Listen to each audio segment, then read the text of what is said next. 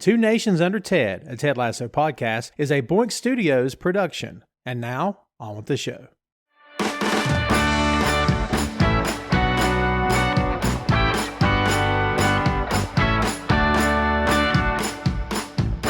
Back here with you yet again. I almost flood my line. Episode 6 of Two Nations Under Ted, a Ted Lasso podcast. You know what episode 6 means, kids? We are halfway there through season 2. Can you believe it? Neither can we. It's crazy. It's nuts. I can't wait to get into it. We got lots to talk about on this episode. Fun time to be had by all. And yes, we say that, I think, every time we do a session here. It is what it is. Tom Clark here with you, as always, joined by Jay Luft and Joe Higgens. Gentlemen, we are diving into the midpoint of season 2. Can't believe we're already here. I'm looking forward to this. This is going to be a fun ride, fun episode. Joe, let's start with you. Thoughts coming into episode 6 here? After episode 5, where a lot of things happen, episode 6 is kind of sedate in its approach to a lot of stuff, but a lot of, again, as we say all the time, like a lot of seeds are sowed in this one, particularly with Nate.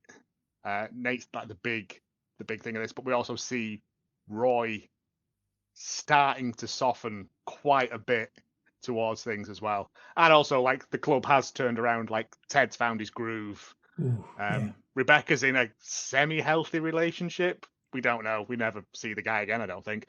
But everyone is... This is the happy times before the ups and downs and the peaks and troughs of it. This is definitely a high, this episode. For sure. Jay, we make a lot of progress in this episode with certain characters, which we'll get to. We have a revelation at the end of this, and we have the further downward spiral, perhaps, of a character in question that we'll get to. What do you think about episode 6? I think as Joe said, it's kind of the last episode was kind of like full throttle going towards a lot of stuff. And this is almost like when you like turn the heat down on it and just leave it to bubble a bit and see where it goes. And a lot of stuff a lot of progress is made, but not in a similar way to like what we'd previously had. So there's like a lot of stuff as we said with like Roy, Jamie, Nate, a couple of other characters as well we'll get into, but it definitely feels like it's sort of taking a breath, seeing where everything is, getting a lay of the land, and then moving forward. I like your analogy about leaving it to simmer because it enriches it and makes it so much tastier. Ooh, yeah, good, isn't it? Nice. Because we had it. We always talk about how these shows make me hungry. We were talking about food before we ever hit the record button here today, so I'm already starving again. So macaroni cheese with some chorizo in it. I was going to say we're already doing food analogies. We talked episode 4 about it being the Christmas episode, so it was evergreen, which means it didn't really further any of the storylines. It can be watched at any time, really, unless you're at the end of season 3, I guess. And even then, it's still a fun episode. So we kind of got some catching up, Joe, to do, don't we, in terms of these characters and moving them forward? Well, in the last episode, we had the big reveal of Nate becoming a slightly darker character along the way. And this fuels more into it. It's still, if you weren't looking for it, you wouldn't see it. But every time it becomes more and more pronounced, and the mask slips a little further each time with it. But I would say this is, and also like Ted, this is like we get more of Ted putting on a brave face when really he shouldn't be doing as well with this one, which I'd forgotten all about, to be honest, until I rewatched it, because I generally thought it was later on in the season, but. It's good. Yeah. Well said. Yeah, there's, again, a lot of work to be done here for these characters. And folks, if you are watching this show for the first time along with the podcast, first of all, thank you. And second of all, then Nate's character. If you fell in love with him and you're sitting back going, well, maybe it'll be okay. Not right now. Maybe eventually it'll be okay. Maybe, just maybe, it's going to get a whole lot worse. That's all we'll tell you. Spitting. That's what I will say. Yeah, God. Still angry about that. Well, he did it again in this episode. He does, and it's a very He does do a spit, yeah. Yeah. It's like the transformation. Yeah. It's like the shirt ripping off of Bruce Banner, you know. And then, just saying. All right, kids, let's get into this. Season 2, Episode 6 is entitled "The Signal" for a very, very good reason. This, yeah, can't wait to get to it. The original air date, August 27th, 2021. This episode directed by Erica Dunton on a story by Brett Goldstein, known to you lot as Roy Kent. 12 episodes in Season 2, and here we go. When last we left the Ted Lasso gang, Rom communism was in full effect as Rebecca continued the digital romance with her anonymous suitor. Nate received a makeover as he attempted to gain confidence in his own skin, and Roy finally came to his senses as he left the pundit job behind and dramatically raced back to the love of his life, Lady Football. We open on a game in this episode. Dancing Shoes by the Arctic Monkeys is playing. Jamie passes to Danny, who scores. The announcers are talking about how this team has turned it around from where they started, as AFC Richmond is on a 4-game winning streak. We meet Sema Joswell, a real-life sports presenter, a radio personality, along with Ian Wright, a real-life football pundit, a former professional footballer, both making their debut in this episode. AFC Richmond as an FA Cup quarterfinal clash against Tottenham Hotspur, which is coming up. And this, guys, is a combination of Ted's coaching taking hold, the guys getting in a rhythm, Jamie's return and gelling with the team, plus the addition of Roy as a new assistant coach. Jay, this is not the same team that we've seen the previous season in the first 5 episodes of this season. Not at all. Not at all. Quite surprising they're in as far as they are in the FA Cup. That kind of like, for the first time in the show, I think this, other than like the Christmas episode, this kind of gives us a specific time stamp on when we're looking at the FA Cup quarterfinals. You're probably looking at it being some point in March. I think it's either mid-March or maybe the end of March. Wow. Which is why when Ted mentions March Madness, that's why.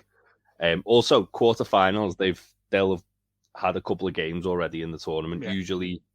Usually the third round starts in January. That's when like the Premier League teams and a couple of the Championship teams will dip into the tournaments. Before that, it's like non-league and lower league sides. So yeah, they would have already beaten a few teams to get to where they are. I don't know. I'm assuming it wouldn't have been anyone big because they would have made a bigger deal out of it. Probably just got some lucky draws to get them to there. So we went, let's see, January, February, March. So we've went about 3 months. Episode 4 in December, episode 5. January, February, yeah. Yeah, yeah. Interesting. Well, 4 matches, so that would be 1 every weekend. But it doesn't say that like those last 4 matches weren't like. Well, with the Championship, it's a game. They have like midweek games, quite a lot of midweek games as well. So they can do like the time jump quite easily with it. Especially because I doubt they'd want to dwell on kind of, oh yeah, we've got this game, unless it's something that's kind of going to move the story along.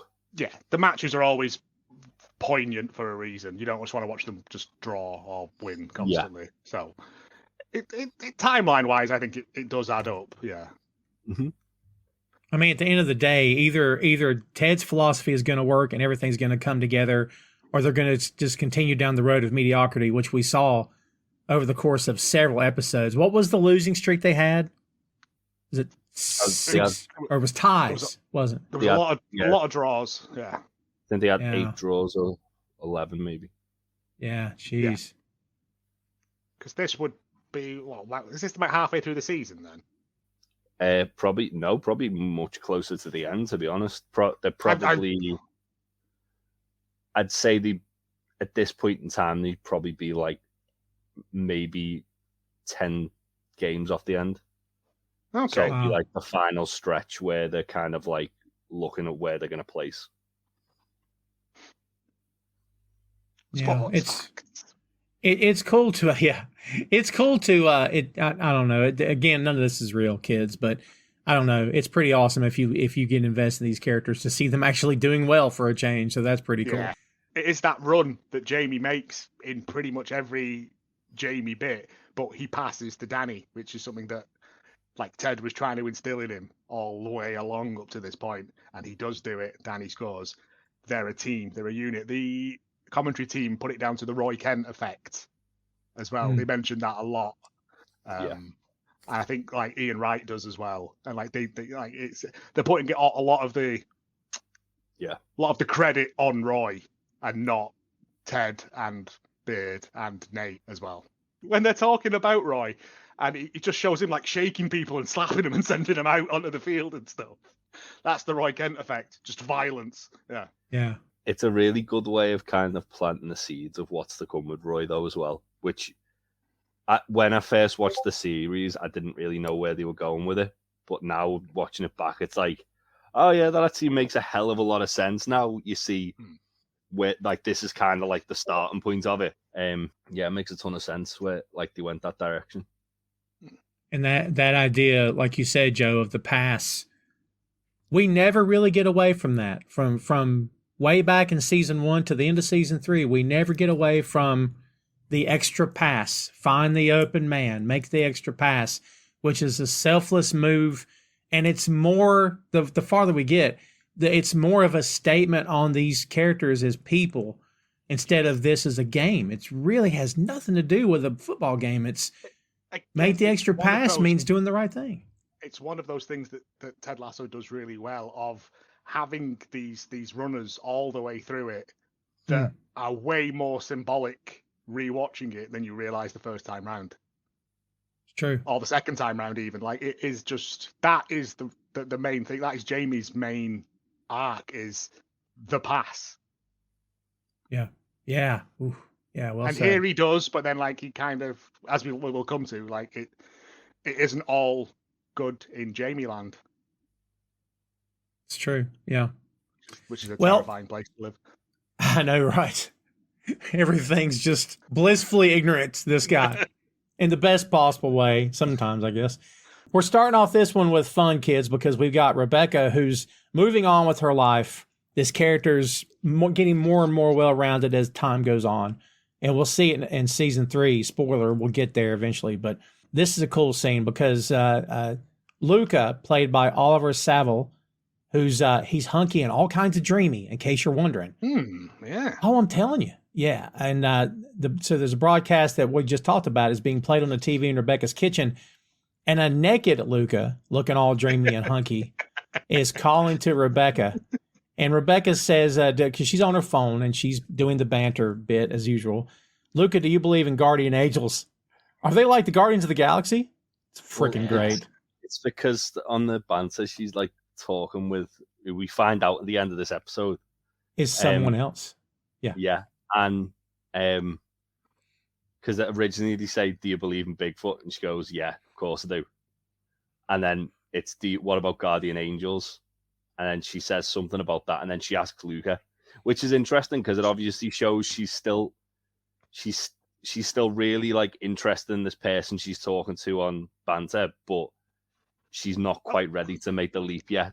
Well, as we find out, like at the end of this episode, Luca is essentially a friend with benefits, isn't he? He is an F buddy. Yeah, I believe a booty call. I believe. I think she says, "You should believe in guardian angels, or they will." Like come and get you or something is what she responds with. It's a very strange thing she responded with. I didn't write it down because but just as a little weird aside about Hannah Waddingham as well, she has got a Christmas special on Apple TV. Can't wait to see it. Which I'm assuming it's going to be like a variety show, like the old Johnny Cash ones or something, with her singing and there'll be guests and stuff. And I'm like, if it's anything like the Dolly Parton one or the Mariah Carey one, I'm going to be in big camp heaven. Yeah. Isn't she in the Marks and Spencer Christmas advert as well? She is, but let's not talk about that. Okay. There's been issues apparently with it. Yeah, it's not important. It's just well done her. Oh, I love her. God, she's an absolute Amazon goddess, this chick. I'm telling you. Like, People can continue to crap on Marvel as long as they want to. I don't really care. I'm a fan for life. I just want her to I want there to be a property for her that she can own and make $1 billion and be the star. And she's freaking great, man. I love her so much. But then she yells he says, do you want tea? And she's like, are you naked in my kitchen? Yeah. And he's Put some just clothes walking around freeballing it in the kitchen. Says Mina the cleaner will be here any second. And we get one of those sight gags that plays out not just in this show, but when comedy works, it works. He's opened the fridge door, and then when he closes it, there's someone standing there, and it's perfect. And we think it might be the cleaning lady, and it's not. It's actually Rebecca's mom. Well, he goes. She looks at him and up and down and spends a bit too long looking down, and then he goes, "Oh, the cleaner's here," and she comes in. And she goes, "No, that's my mum." And he's just stood there and he's like, "Pleased to meet you." And she's like, "Put some trousers on." Then we get the announcement that Rebecca's mum has left Rebecca's dad. And then Mina the cleaner comes in and just goes it is proper, oh crikey, sitcom sort of territory. She just goes, "I'll just start in the study," and walks off. And because you would, wouldn't you? And there's 2 women and a nude man in the kitchen. You'd be like, this is above my minimum wage pay grade, really, to be dealing with these rich people problems. Well, she says, "This is my mom," and he goes, "Your mom's your cleaning lady," which is good. Again, I think Luke is supposed to be a bit. He's very attractive, but not much behind the eyes. Himbo, that's the word. Yeah, he's a little Jamie. Let's be honest. Yes, a little bit. This is Deborah is played by Harriet Walter. Give her a shout out here, who does a great job. We don't see her a whole lot in this show, but when we see her, it's quality. It's good stuff. So yeah, she, as you said, Joe, she has left, and she does this thing where she'll have a euphemism or she'll quote someone. She tells Rebecca that he doesn't love her or respect her, and Esther Perel says it takes 2 people to create a pattern, but only one to change it. I am that change. Lucas says very approvingly, "Good for you." Rebecca asks him to put some clothes on, and we see a mop drop to the floor. It's Mina. She says, "I'll start in the study," which is nice. It's good. Like you said, it's typical comedy, but yeah. It's one of those classic sitcom. I'll just leave. Yeah. But it's very well done. There's a couple of really good sight gags in this episode. There is. Including, I think, one of my favorite Ted moments. Again, I say that every episode, but in this episode, it's just one of those great bits of Ted doing Ted stuff. It's brilliant. At least in this episode, it's one of your favorites. Now, next episode will be No, I do the same thing. I do this all the time, but it's more Ted's physical comedy in this one rather than his words, his Tedisms. We then go to Ted, who's walking into the building at the dog track. He greets Liza, a woman who works in the offices at AFC Richmond's training ground, and Derek on the mower. We know Ted loves the mower, like he had never seen a lawnmower in his life. He goes in and greets Isabel and Liam. Liam, this is Laughing Liam, the one referenced in episode 2. Higgins doesn't want to move his desk near him. Yeah. That laughs. Understandable, because but it's this great thing of Ted is one of those people that genuinely cares about everyone. He has got to know everyone. It's Liam's mum's birthday. Tell her I got half the present with you and stuff. He isn't superficial in that respect. He's got to know these people. He has sat down with them, or at least got to know bits about their life, which I'm guessing other football coaches don't. Why would you talk to the receptionist? Why would you talk to the groundsman? But Ted does, because that's just who Ted is.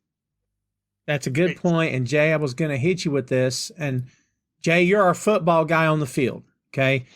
Do you know of any backstories, followed any coaches long enough to know, yes, it's a family environment. He interacts with people. How far behind the scenes do you know about that? It's certainly something that was much more of a really old school trait. For example, there was a Liverpool manager called Bob Paisley, who was around the 60s, 70s. And this is actually a family story, funnily enough. So my auntie's brother had his own car garage, and he used to look after the car. And that Liverpool manager would go to his garage and just have a cup of tea on an afternoon. and like he'd do it even after he'd like retired.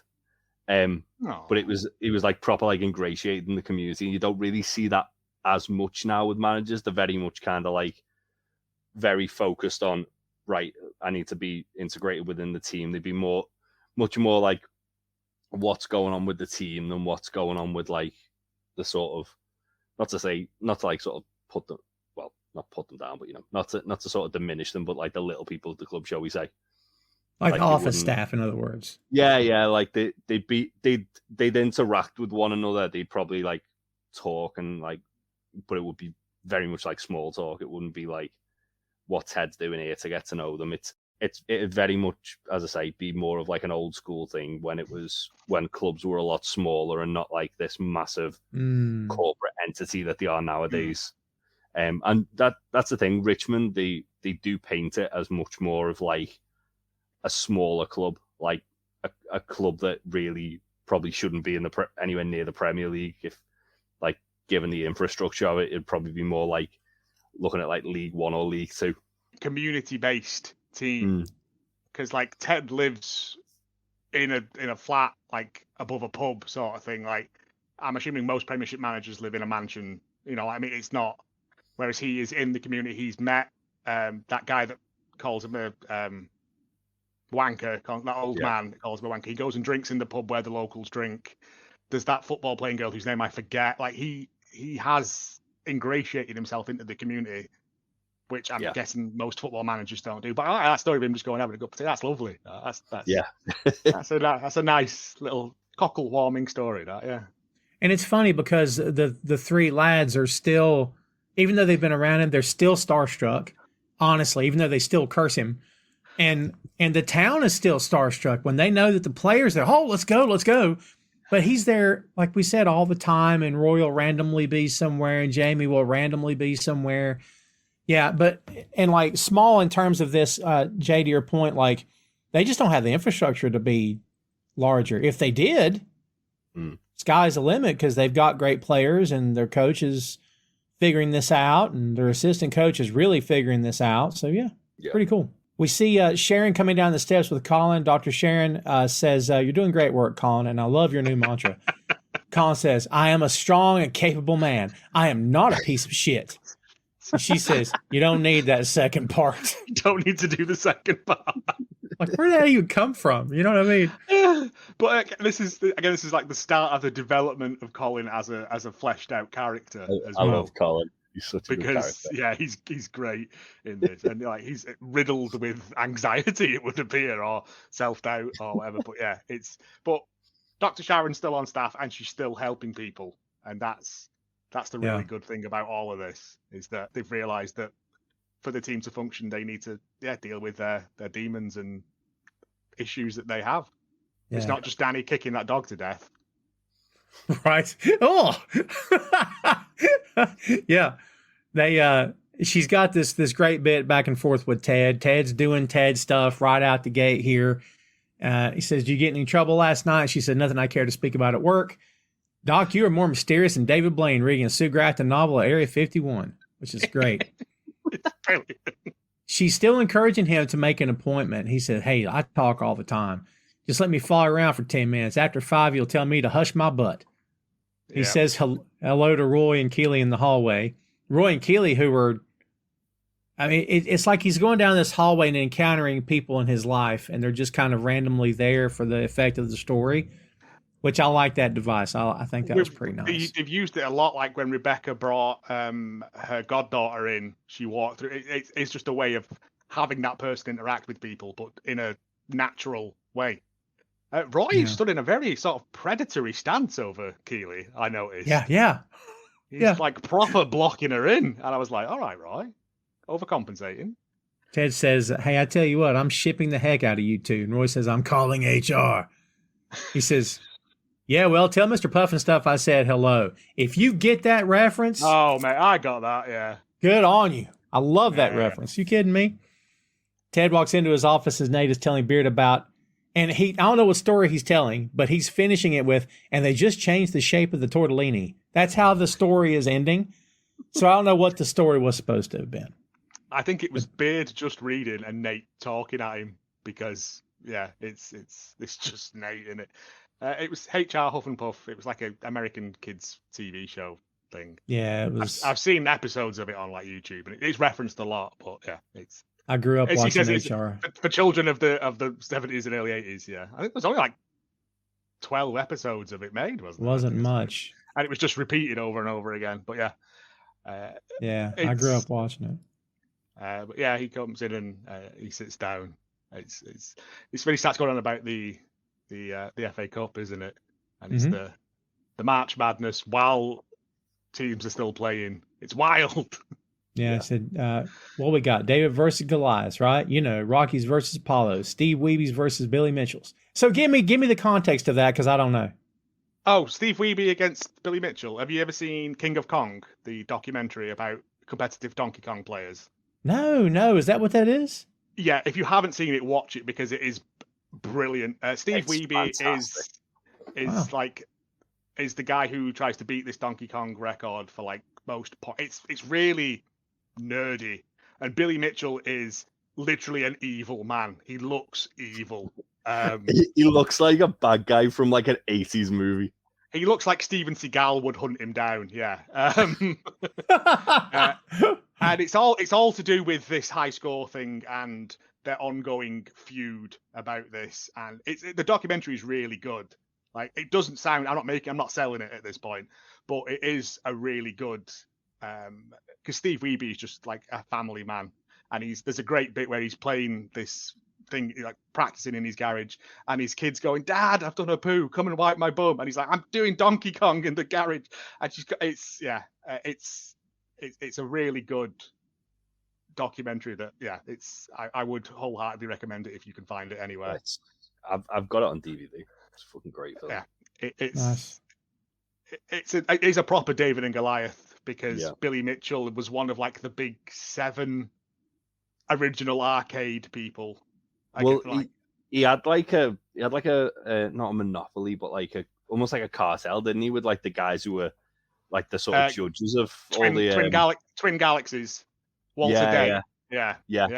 So he because like his record got broke, and then he to re-break the record, he sent like this really dodgy VHS in. Yeah, like normally you could see it was edited. It was edited to flip. Heavily edited. But VHS. Normally you have to break it in front of a judge. The thing, like, and Steve Weeby beats it at some convention, and then a couple of days later, Billy Mitchell sends in this heavily edited tape, and they give him the thing, and it's the whole thing about that. It's wow. It's one of those stories that isn't that interesting, but the more you look into it, the more villains and heroes you find in it.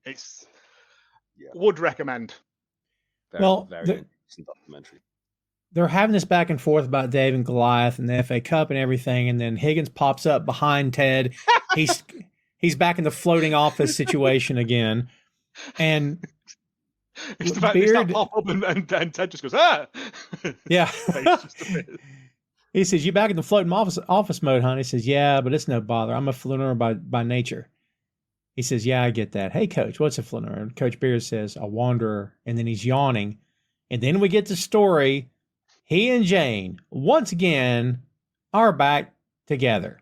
And the response is great, because the whole room is like, that's great. All right. But like, Higgins just very. Higgins starts doing his noise again. Oh my God, it's awesome. It's so good. Higgins says, "Do you really think that's a good idea?" And they all just stop to look at Higgins like, "Have you lost your mind?" Oh my God. So good. And before anything can happen, Beard sees that he has 2 missed calls from Jane, so he hurries out.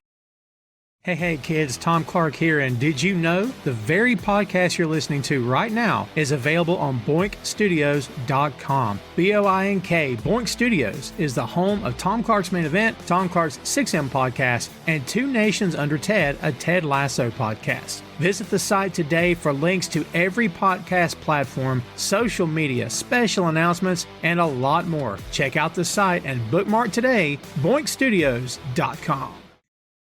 Higgins says he'd like to request an emergency meeting of the Diamond Dogs. Ted says, "Diamond Dogs, mount up. Hey, Roy, you want to sit in with us?" "No," before he can even get it out. He cuts him off. He comes in to say something, doesn't he? And he just goes, no, and shuts the door and walks off. And then this physical comedy from Higgins here, where he's trying to climb through the window.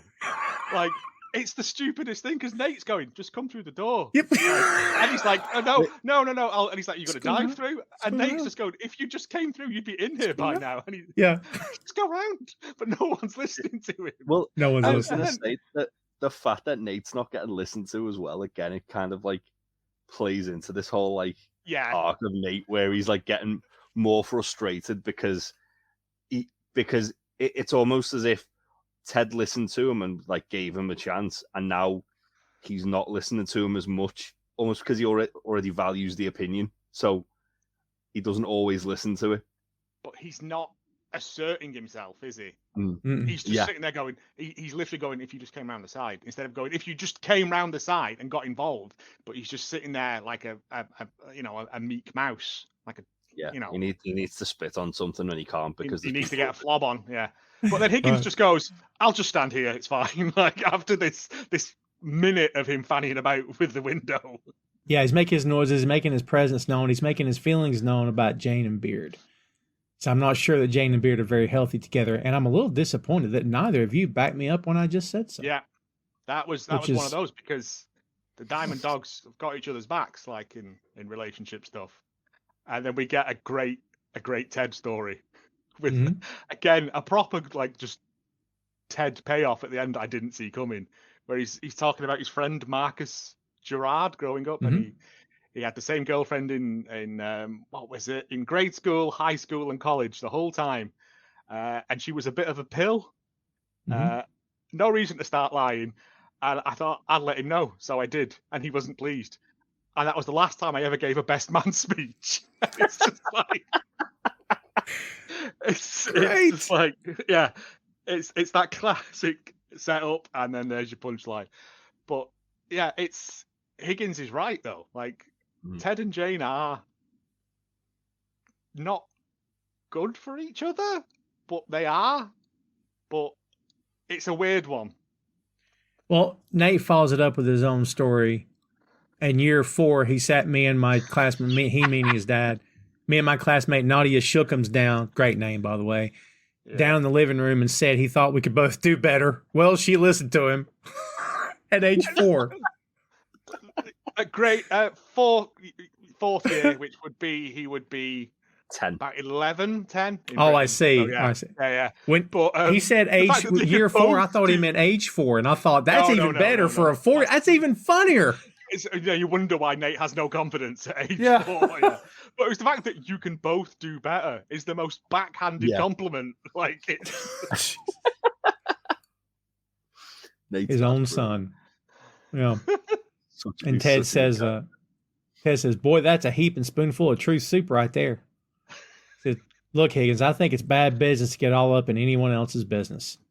He says, okay, I understand. And then he starts choking. He says, so even though this is an unsanctioned meeting because Beard wasn't here, Diamond Dogs dismount. And they all bark. Roy comes in and says, stupid barking means it's over, right? And they're all like, yeah. Hey, all right, so look, this is a man podcast. Damn it. No, it's not me. But there's 3 men on here, okay? So I'll get your guys' opinion. Whose side are you on here? Joe, whose side are you on? Who do you agree with the most? I'm on Higgins' side. Yeah? I'm on Higgins' side. I'm a 21st century man. Like, I am in touch with my feelings. I feel I can talk to my male friends about things that my dad probably couldn't talk to his friends about. Like, and Higgins cares about Beard and only wants what's best for him and doesn't want him to get hurt again. Like, because we've seen how bad Beard is when Jane like messes him up. Yeah. And he doesn't want his friend to have to go through that. So he's got his best interests at heart. I'm on Higgins' side 100%. Jay. Sometimes truths are hard. Yeah, I'm same. Higgins. Are you? Yeah. Like, I think the other thing as well, which it almost goes like missed within this episode, is Higgins is seeing stuff that other people aren't. So like when like later in the episode when Jane calls Beard and she like says, "Oh yeah, I'm just going for a coffee with my friend who's an underwear model," and looking at his portfolio, and then Beard hangs up and he's like panicking about it, and Higgins is sat there like can hear what's going on, and he's obviously having a crisis as well. So he's worried about his friend. At the end of the day, he's just being a good friend, and obviously friends like deal with stuff in different ways. But I think he's very much doing the right thing. If he's worried about the long-term well-being of his friend, should be telling him maybe this is why you've got a problem. And when Rebecca gives Higgins her story, that's when I started agreeing with the other side of it later on, because I'm like, oh, she's got a point. Like, different situation, that's family. This is not technically family. I get it. Well, but also, though, I found that very hypocritical of Rebecca. That's true, too. Because she was angry at Higgins for doing the exact opposite of that. And Higgins trying to better himself and then go, all right, well, no more secrets amongst friends. Yeah. And she's telling him, nah, you shouldn't do that. It's a weird one because, like, love lives is a difficult thing to broach, even amongst friends, like, isn't it? It's I can see both sides of the argument, but I'm 100% still behind Higgins, even with what Rebecca says to him. Higgins is still doing the right thing for the right reasons, and that's all anyone can ask, really. Well, Beard comes back in, announces that Jane's roommate has kicked her out. Now she'll be moving in with him. And they all go, oh, yeah, congratulations. And I think, isn't Higgins just going, he's not even talking, is he? Like, no, they are. I love it. But, like, Beard doesn't seem, like, too happy about it, though. He's like, and so she's moving in. Like, she's just gone, yeah, I'm coming to stay with you now. Like, didn't give him an option. When he gets those half-hearted reactions, he just goes, thanks, guys. Like, he was relieved that no one challenged it, maybe. You know what I mean? So we go to the pitch. We're seeing the team doing their thing. Jamie is lining up, taking kicks. And but instead of kicking the ball, he goes over it, and Colin takes the kick, and it goes way over the net. Nate calls him adult. And every time something happens, you can see Beard or whoever just kind of, take a look. And guys, as we've said, Joe, Beard has been watching this transformation for a long time now. Mm-hmm. And it's just these little sideways glances he gives him of, where's this coming from? Mm-hmm. This isn't the Nate from the start of the season. Nate wouldn't have said shit if he had a mouthful of it. And now he's yelling at Colin. It's interesting as well because it's as if Nate's trying to overcompensate because of the Roy Kent effect. Yes. And like Roy's come in and he's now like the star coach. And in Nate's eyes, he needs to be the person everyone's talking about, not Roy. And that's why he's that's why he's talking down to people, because it's making him feel better about it, but it's not necessarily having a positive effect. Yeah. Well, that's not the best way to get through to people, is by belittling them, is it? As we know. But Nate doesn't know that because that's all he knows. It's a whole new world for Nate, though, isn't it? True. He's never had this confidence before, and this is how Nate thinks you're supposed to do it. He doesn't know. Yeah. Like, great point, Jay. Yeah. Great point. Yeah. And so Roy's stepping up. He's coaching him up. He tells Colin, keep your head up. Yeah. And all this stuff. Like, it's good advice and things like that. And Colin says, I'm a strong and capable man. Thanks, Roy. This is great. Yeah, he's coaching them up and doing the thing. And Isaac says that's the Roy Kent effect, and they're all cheering. And you look at Nate, it's all over his face. I love the way Jamie's like, have you got anything to say to me, coach? And Roy goes, no, and just walks off. No. But he says to them all as well, he's like, when you do that, he's like giving them good advice. You all got to sell it that it's gonna, like, he's doing what a coach should do and giving his wisdom to them rather than just calling them idiots for not doing it. Like, it's. I was going to say, when you look at the coaching team, he's the only one who really knows what it's like to kind of be in the trenches like they do. Yeah. He's the only one who's a football player. Yeah. So he's the only one who can kind of relate to exactly how to get that information across, but also that it's going to sink in. Which is why he's having such a positive effect, because they all see him as a leader anyway, because he used to be the captain. Yeah, it's a really good choice of coach. It is 100%. Ted says, you're paid to coach the whole team, and Roy says, that's fine. just take 4% of my paycheck. It's great. And then it's that bit though where Jamie goes, anything for me? He just goes, no, and Jamie just stands there like, okay, and it's like, oh. Like his feelings are hurt. Yeah. Well, like later in the episode, Ted kind of like addresses it like Jamie's actually in the right here, Roy, and yeah, it is definitely designed to like make you feel sympathy for Jamie, because he's trying his hardest to like mend all these fences that he's kind of like kicked down like by being an arsehole. Mm-hmm. And Roy's the last one who is just resisting. Well, like Jamie is fully redeemed at this point, isn't he? Like from all his previous indiscretions, he is, he's part of the team. Like they all get on together, like they're all palling about, and it's only Roy that has issue with him. And I mean, we do get some movement on that in a bit. Yeah. But it was that line. It was that line of just take 4% of my pay. And I was like, he's done the maths. Yeah. He was ready for that. How much am I getting paid to coach this idiot? Yeah. Also, though, it's as if Roy's it's as if Roy's trying to sort of say to Jamie, just because you've kind of like mended all these fences, you still need to kind of earn my respect. Like. You can do all these really good things, and people will recognize the good of you for doing it. But you were still enough of an arsehole that I don't respect you, and you need to earn that. You can't just be given it because you've started to make positive changes. Yeah, it's you can fool everyone else, but you can't fool me, sort of thing. But also, it's probably Roy being a stubborn bastard as much as it is anything else as well. Yeah, that's true. That's true.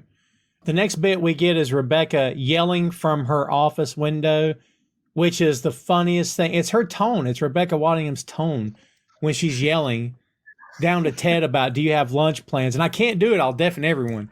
But do you have lunch plans? And, well, as a matter of fact, I do. Coach Beard and I are doing secret sandwich switcheroo every Friday. See, what we do is we make each other a sandwich. And she's like, I don't care, Ted. And she just keeps going. Every other Friday, like they've made their own little game of sandwich swap. It's great. I like Ted and Beard's world. I like the idea that they both make each other the same sandwich every week as well without realizing. Shared brain, mate. Same brain. Yeah. BLT. But it's the fact she just goes, I don't care, Ted. You're coming for dinner with me and my mum. And Rebecca's mum appears out the window. Yeah, she sticks her head out. And he's like, hi, Rebecca's mum. And she goes, hi, Ted. And he goes, everyone. And they'll go, hello, Rebecca's mum. And the name's not Rebecca's mum. It's Deborah. I'm a work in progress, a voracious book on tape listener, and a staunch believer that if you get dealt lemons in life, then you should make lemon lavender mojitos. She's always got a line ready. It's like her self-identification. Here's my name's Deborah, and by the way, and then she'll add in something. It feels like she's one of those people that's read a lot of like those self-help books. Yes, like that. Like but lemon and lavender mojito sounds nice. Yeah, they do sound sweet.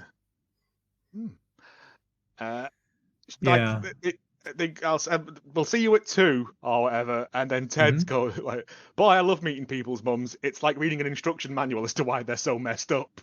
It's great. He says, how's Mrs. Beard doing, by the way? Full-blown QAnon. Full-blown QAnon. Ted goes, yep.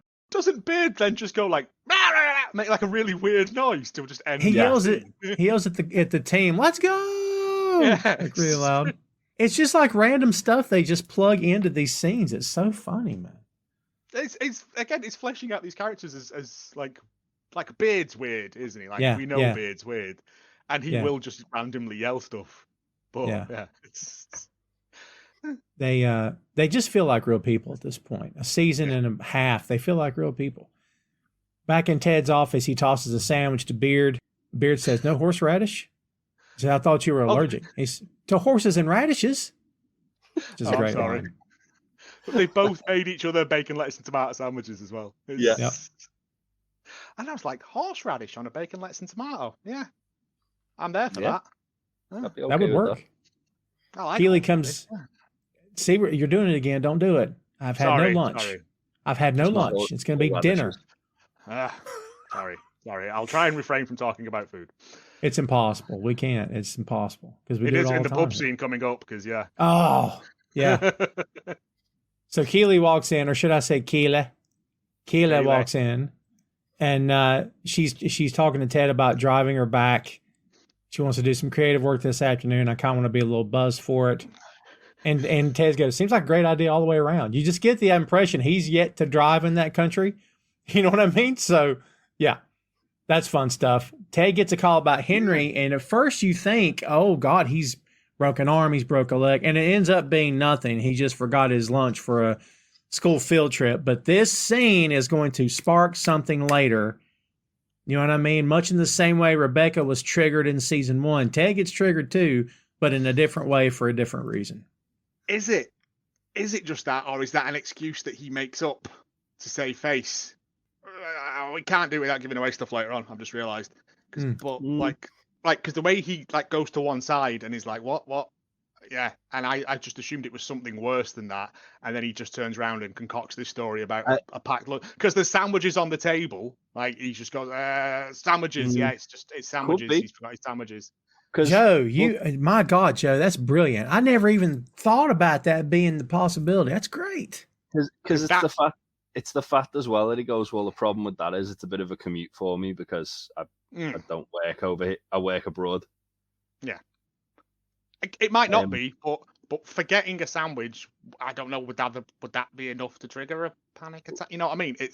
I think I always thought it was, especially rewatching it now, I assumed it was something deeper than that because then I suppose he's seeing obviously like when he has it, he's like kind of thinking about Jamie and his dad, and then he's thinking about him and Henry, and it's like a double whammy. Could just be that he feels like he's feeling the effect of being an absent father because he's halfway across the world. Could be that as well. That's what I thought. Yeah, but God, Joe, that's great. Yeah, combination of that and the fact that nothing to do with a sandwich. It's the fact that once again he can't be near his kid, even for something so small as I'll bring his lunch to him. Can't do it. Well, he also says my wife, his mum as well. Yeah, that Freudian slip thing there, and it's not a Freudian slip, but yeah, you know what I mean. He still has that and has to catch himself. Well, the other thing as well is when he turns away from everyone, it's like his face darkens a bit, and then when he turns around, it's like he's putting the mask back on. That's why I assumed it was something worse than what he was letting on. But I mean, so many layers. Well, because I suppose the reaction to it, you think like something bad's happened, and even everyone's reaction in the room is like, "Oh God, is everything okay?" Yeah. And then he's like, "Oh yeah, he just forgot his lunch." Yeah, and it's like Tom said that it could be like a broken arm or something. And he's just, but then he's like, "Oh, his mum's there now. Okay, it's fine." Well, yeah, I suppose as well. Ted's very, very open with stuff like that, so he would have just said probably because everyone in the room at the time, it's like. Ted's in a circle. It's in a circle. It's like Jamie, Keely, Nate, Beard. Oh, Jamie comes in after the phone call, doesn't he? And it comes in after the phone call. Yeah. So yeah, it's Keely, Nate, and Beard. Then isn't it? Beard. It's all people that he trusts implicitly. Yeah. It's true. Jamie comes in and he tells him, "You need to tell Roy to start coaching me." He says, you want me to tell Roy Kent what to do? That's a great idea.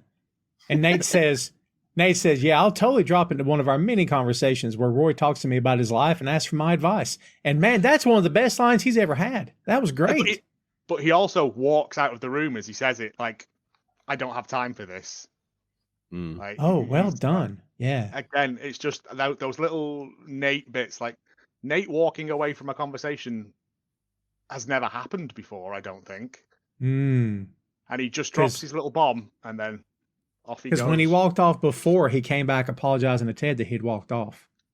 That was because he was going to ask Nate to do something, wasn't it? And Nate like just ran and hid behind like the water table, didn't he? Yeah. And then apologized. Yeah. I had a dream that you were. What was it? I had a dream you were eating me or something. Yeah, it was. Yeah. He but Beard laughs and gives him the thumbs down, and Jamie says, "Philistines, I'm asking for help here." Ted says, "Jamie, you and Roy got your own history. Y'all got to get together and woman up." He said, "I think you mean man up." Beard shakes his head no, because he knows what Ted means. He says, "No, y'all been manning up for a while. Look where it's got you."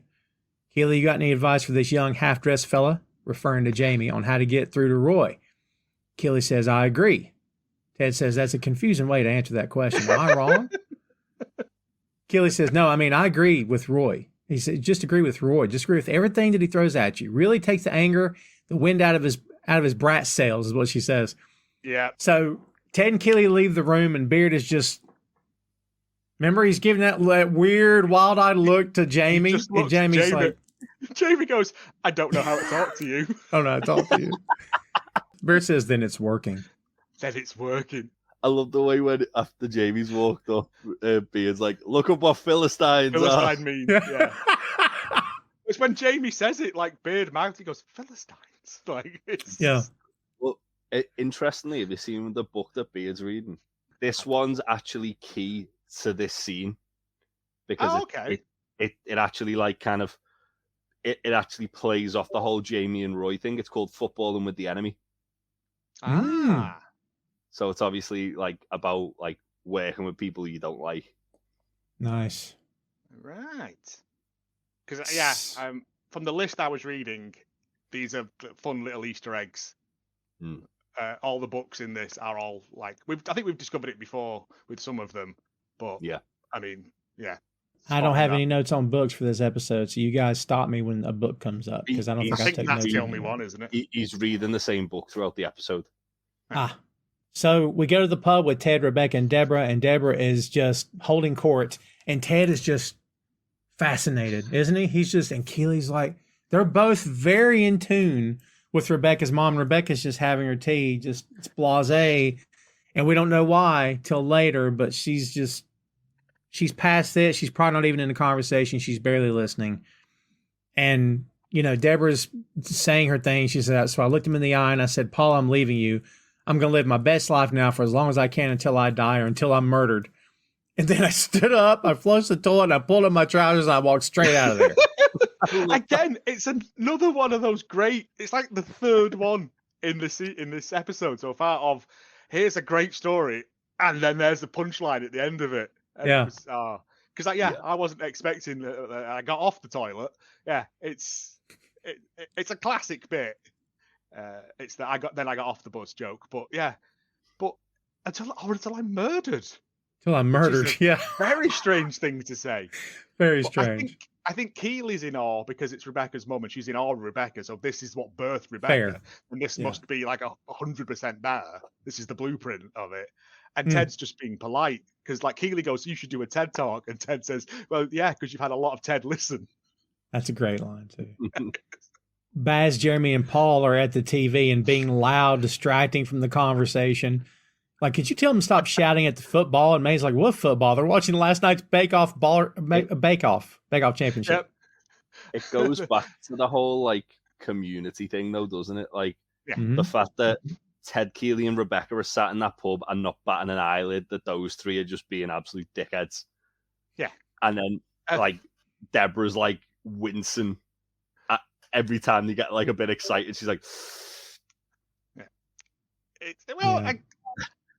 It's one of those things like when they do like the crowd scenes in the pub on match days. I'd be like, I've never been in a pub that's like that when there's sport on. Like I'd hate it myself personally, but it is the fact that they're going, "What is it?" He yells. He's like, "Temper your chocolate, you prick."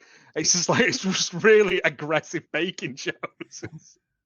Oh yeah, that's great. What? Ted is they're doing that. They're doing that chant. Ted says, as someone that's been recently divorced, the best piece of advice I received was to leave people well. Deborah says, oh, yeah, I completely agree. It's slightly different in this case because I'm the one doing the leaving. And as I understand it, your wife left you. And Ted, without breaking, yeah, that's correct. Big difference there. Ted never shows. Ted could be a millionaire, this character, if he went to Vegas. They would never know his hand, ever. He could bluff. No one would ever have a clue what's going on. I'm telling you. He never shows emotion. I think you definitely see the cracks starting to show, though, like leading up into what happens at the end of the episode. Like with the phone call, and then he's got that look on his face, but but you can see like it's kind of like taking him aback, and he's trying to just remain calm. Like he's not took it well, but he's trying to show to everyone around him that he's took it fine. Like he's just brushed it off. But you can see like in a split second, he's like, oh, well, yeah, you're right. Yeah, that's cut me to the quick there. Yeah. Yeah. It's true. Deborah gets a call from her psychic. She said she would call exactly when she needed her. Ted and Keely both go, wow. And she leaves the table to take the call, and she can hear her talking to someone named Tish. And you can see Rebecca going, Tish. And she's drinking her tea like she's so over this. Tish. Yeah. Yeah. And Keely's asking, is your mom going to move in with you? And she says, just forget every word they do. She does this every couple of years. She leaves. He buys her something to get her back. Ted says, maybe this time it's different. People can change. She says, some can. She can't. Great line. Who would know besides Rebecca? Do you love films that have the same plot over and over and over and over again with only slightly different looking people in the main roles, but just don't have time to watch them all? You do? Then simply listen to Hallmark of Greatness, the only podcast that takes you through such masterpieces as Love at Sea, Love at Christmas, and A Volcano Sacrifice for Love. See a pattern here? Available wherever you get podcasts from, and also find us on social media by looking for Hallmark of Greatness. We go back to the office from here. Beard is eating his lunch from a big brown bag labeled Happy Surprise Sandwich Friday in big letters, which is great. Is this not where Rebecca tells the story about her mum and dad? Or is that later? That's later with Higgins. Is that later on with Higgins? Yeah. Right. Yeah. I couldn't remember. Yeah. And Jane FaceTimes him. Beard says, I was just thinking about you. She says, what were you thinking? That if you ever left me again, I would throw myself off a cliff. She says, and I'd lay down at the bottom so you could land on me. And Beard's like, oh, Jane. It's proper Angelina Jolie, Billy Bob Thornton levels. Oh my God, that's brilliant. Dude, you are 2 for 2. That is effing great, man. Because, man, that was a Jane Payne as well. It's called Jane Payne, yeah, which is cracking. Because if you saw that little, whatever that was, play out in real time, that was horrifying to watch. That was, what was the movie with Woody Harrelson? Natural Born Killers? What was it? Like, oh my God, dude. Like, that's what it felt like. Like, those two were like, oh my, It's just intense people being intense, isn't it? Yeah. Exactly. Yeah. Crazy. Yeah. She tells him she's going to, go ahead. I think it's not important, but I think Beard has already had his sandwich and he's eating Ted's sandwich that he brought for him, like double sandwich day. Yeah, well, he'd finished. Yeah, because he'd finished his one, hadn't he?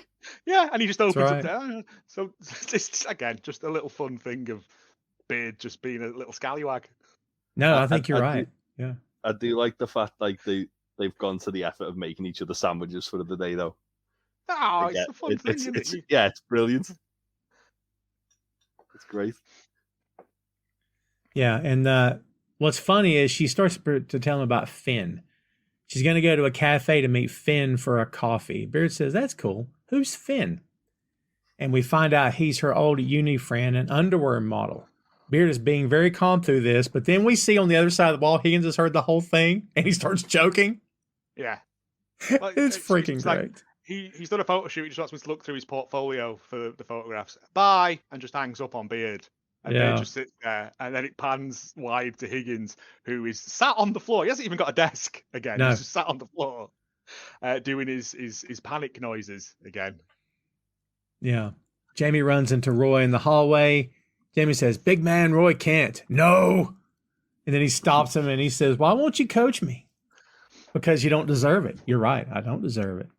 and the way you play is dull and conformist. It's true. I do play in quite a dull and conformisty way. And then Roy gets it, and he's like, and you're ugly.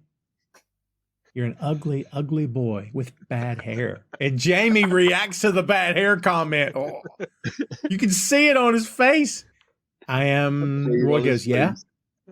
I am an ugly, ugly boy with hair that maybe could be slightly, with bad hair, fine. Like he finally gets it out. Roy says, cheers, I enjoyed that. And then walks away. Jamie calls him a fucking asshole, and Roy says, yeah, I know you are, but so are you. Which is a good comeback. I'm going to steal that because that's a cracking one. That's a great one. I know you are, but so are you, yeah. Jamie says, I'm trying to build bridges here. You couldn't fucking build Jeff Bridges.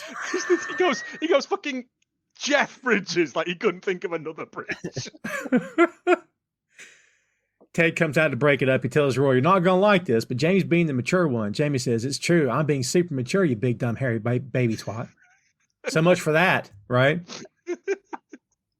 And then we find out what's going on. Roy basically, well, not basically, he tells Ted, this is your fault. You effed him up. Yeah. And he says, you made him a team player. You got him to pass. And in doing so, you've made him average. Because, Jamie, deep down at your core, you're a prick.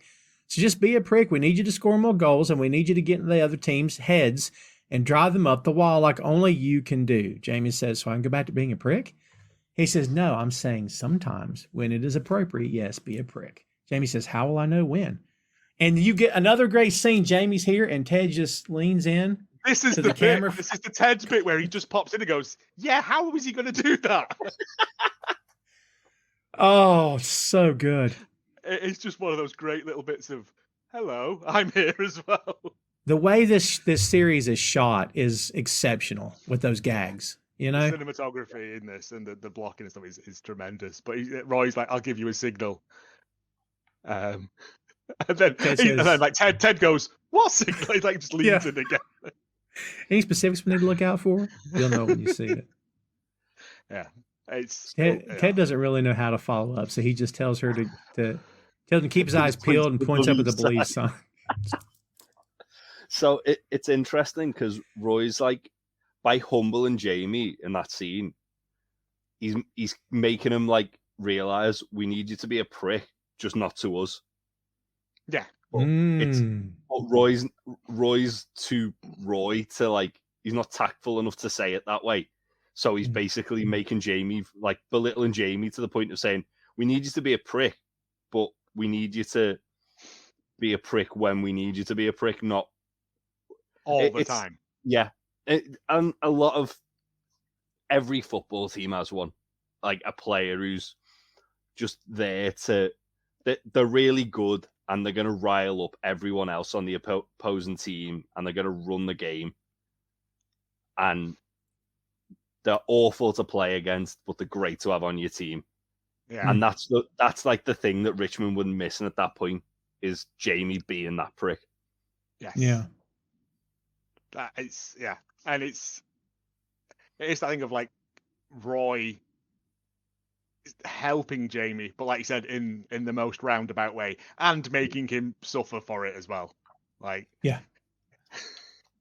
And it's, it's at this point, I don't think that Roy is belittling Jamie. That was the goal in season 1 because, he's a prick. But I think now, Jay, it's more along the lines of what you said of where I need you to understand that you are not above us. And once you know you're not above us, then I can work with you. Like he has to be reminded occasionally, you're not all that in a bag of chips like you think you are, Got to bring him back down to earth. In Rebecca's kitchen, she's messaging with her anonymous love interest on banter. More to come on that. When her mom comes in, she's not going to the game with Rebecca and is instead going to a book reading. Enter the Arena, but Bring a Knife by Brené Brown, who just sounds like a pretentious feminist author. And if I'm wrong, correct me. I don't know if it's a real person, to be honest. I think it's a real person. It is a real person. I believe like a motivational speaker. Oh, I was going to say, I'm sure I've seen her do a TED talk about like it, like they use them a lot in like management courses and like kind of being what's the word I'm looking for? being empathetic but tactful at the same time, which is quite fitting given what literally has just played out with Roy and Jamie. That they then bring up Brienne Brown. But yeah, like I remember when I was working in the supermarket, I did a management course, and there was a video of her basically talking about how to be empathetic towards your staff, not manipulate them, but get them to sort of like focus on the task at hand. It wasn't there an episode of The Simpsons where there was a character doing that, and then the only thing it entailed was putting his hand on the shoulder and going, there. Probably. And he just walked off. I don't know what that's from, but now it's in my head. Game day versus Tottenham Hotspur. Chris and Arlo are talking, saying AFC Richmond, a club who have never won a major trophy in their history, suddenly find themselves one win away from an unlikely FA Cup semifinal at Wembley Stadium. Dr. Sharon takes a seat in the crowd. In the crowd anchor, Jeremy comes in with a shirt he bought outside the stadium from a dodgy old geezer. Paul is impressed, but Baz isn't. It looks hooky as hell, yeah. It's not a good shirt. The logo's been drawn on with marker. Yeah, I believe the term is jog. Yeah, it's jog. Yes. Yeah. So this is the first time. This is our 16th, 17th, 18th episode. Holy Lord, it blows your mind when you think about it, that we've done of this show. I've never asked this question to you two. I don't recall. Don't know if you've ever asked me. Have these three ever been to a game? Do you see them ever at the game? They're always in the pub. Not yet. Yeah, I you do see them. You see them at the training sessions, don't you? In the third season, and I'm sure you see them in a match in the third season as well. Probably, yeah. I think up to this point they've always been in the pub watching. Always been in the pub, yeah. They're sort of like Statler and Waldorf from the Muppets, aren't they? Yeah. Like they're watching from afar and commenting on what's going on, but they're not impacting it in any way, shape, or form. Yeah. And as a football fan, that is all you are, though. You're just watching from afar. You have no impact in any of it, and it's all well and good saying, "Oh, well, we should have played so and so." When it doesn't matter. Were you listening to me in the pub the other day? No, it's just like all sport talk radio is like that, isn't it? It's the same with anything, like wrestling. It's the same. We have no influence in any of it. No. But it's fun to talk about theories and It's like reading the blog about a storyline, and the writer says what they should have done. Really? Yeah. Right, let's go in our time machine and go back to a point where we can put you in Connecticut and have you fix this. Like, what are we talking about? What they should have done? I don't know. Isn't it Baz who says at this point as well? He's like, if they lose, I'm going to smash the pub up, and May just gives him a look. Pub down. Yeah, he's like, and she looks at him and he goes, I'm going to knock a chair over. And she's still looking at him. He goes, I'm going to channel my rage into something good for the community. Yeah. And she gives him his pint like it's, Oh, my God. That's They're so just good. naughty boys, aren't they? They're just dumb boys. Yeah. Like They are. Great. Except Paul. Paul's the only good one of the three. I think when he's calling him out, he says, like, I hope this twat does something good. And Paul goes, oh, leave him alone. I like him. It's Paul's the soft touch of them all. He is. During the game, Jamie keeps passing the ball. You can tell they're out of sync. He and Danny and Sam are just out of sync, and nothing's really working for them. Roy walks up, and Ted knows what's coming. It's time for the signal. He calls to Jamie and the whole crew, Ted, Beard, Nate, and Roy. What do you call this over there? Because over here we call it flipping off, shooting the bird, or gigging someone. Probably just giving him the finger. Well, that too. Yeah, that too. Yeah. I don't think it's not called anything over there. Like no, man. Well, that's more British. Yeah. I was gonna say that would have been a more British thing to do when they were like, "Oh yeah, Ted's ingratiating himself." Like, well, no, you would have given the V's, not the middle finger. Yeah, but but it is the fact. I think it's like 30 minutes in, and it's been like no one's 0-0. Yeah, and like no one's making progress. And I mean, for a championship side against a Premier League side, especially Spurs are like more like the top half of the table. They're usually sort of like fighting for Europe. I think they're currently second in the league at time of recording. Like for them to be 0-0, that's like a good like game so far for them. At that point in the game, you'd be kind of looking for like a bit of a cutting edge if they're not really showing the teeth. Until I got into this show and started talking to you guys about it, I'd see soccer games ending 1-0 or nothing. I'm like, why would you waste your time? But now, after having gone through all this, I'm like, just like you said, when a team that's got no business playing a team that good doesn't allow them to score, that's huge. You know what I mean? That's a big deal, man. Frustrating for a big team. Yeah, that's a big deal. So they give him the signal, and then here we go. And Arlo apologizes for the fruity sign language, which is good. So Jamie says, Barnett, here's what's going to happen, yeah? You're going to foul me, and I'm going to score all the way from back here. He says, piss off, Tart. Is this a real player or is this an actor? It's an actor, but this is like the kind of thing like the prick on your team would do. Yeah. To get him that riled up. Like a lot of strikers, they'll like sort of like dig an elbow in, like when they're sort of like pushing into each other like that, or they'll do something or say something just to kind of rile up the player and try and take them off the game. Jamie's very good at this. It's like Jamie's version of Ted Lasso. Yes. Oh, nice. Because like Jamie's like now the nice guy off the pitch, but he's a prick on the pitch. Well, that's what Roy said he needs to be. Yeah. Yes. Tammy Jart. I'm just saying. Yeah. Yeah, and then everything he said was going to happen happens. He gets in Barnett's face, who shoves him, and Jamie is laughing it off. Ted says, I'm glad he's on our team. And then he says, what do you think? Trick play? Maybe a Loki's toboggan or upside down taxi? That's back from the trick plays for this team. Yeah. Where it says, you don't need it. Little prick's going to fucking score from there, Nathan. Yep. And Nate, who knows, or thinks he knows, Nate, no way. Almost pissed off that Roy said that. And Jamie places the ball, great dramatic moment. He's dragging his boots back as he walks, takes a deep breath, feels the moment. And in the midst of that, Beard goes, it's too far. And Jamie kicks the goal and boom, straight in. Freaking crazy, man. It's a cracking goal as well. Like, Yeah. Yeah. And everyone goes wild. And like Roy's like told you. The thing with the goal as well, like you can see with like the position and the keeper, like he's off his line enough that a player like Jamie would try that. And every now and again, like they'd score it. They wouldn't be able to do that like week in, week out. But the fact that I think, obviously, as I say again, like the sort of gulfing quality with the two teams, like the goalkeeper's probably been cocky enough to think, I don't need to be on my line here. It's not getting past our defense. Obviously, then Jamie's like just tricked them and shot and scored. So yeah, it was really cool seeing the way they've done that. When we see the sidelines, everyone's celebrating, of course. Everyone's happy and, laughing it up and having a great time. Nate's smiling, but he's bothered. Did you catch that? You can see he's bothered. He's agitated that it worked because he didn't call it.